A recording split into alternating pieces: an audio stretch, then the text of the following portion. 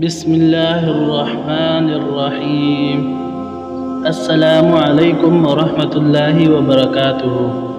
آج کی ہماری ویڈیو ان سب حضرات کے لیے ہے جو قرآن کو چھوڑ بیٹھے ہیں یا صرف برکت کے لیے اسے پڑھتے ہیں لیکن سمجھنے، سیکھنے اور عمل کرنے سے غافل ہیں۔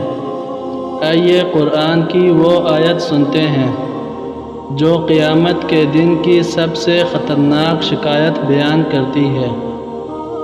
سورہ فرقان آیت نمبر 30۔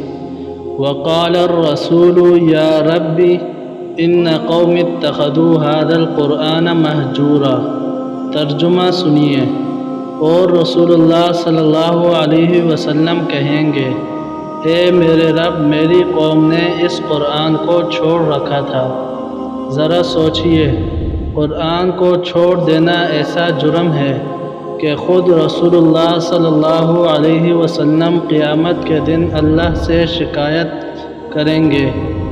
آج ہم صرف قرآن کو بطور رسم پڑھتے ہیں، نہ اس کے معنی جاننے کی کوشش کرتے ہیں اور نہ اپنی زندگیوں کو اس کے مطابق ڈالتے ہیں اور نہ ہی اسے اپنی اولاد کو سکھانے کی فکر کرتے ہیں۔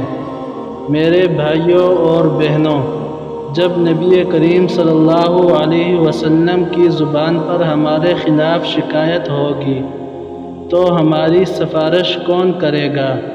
قرآن پاک کو چھوڑنا نہ صرف پڑھنا ہی نہیں ہوتا بلکہ پڑھ کر نہ سمجھنا، سمجھ کر نہ ماننا اور مان کر عمل نہ کرنا، یہ سب قرآن کو مہجور کرنے میں شامل ہے۔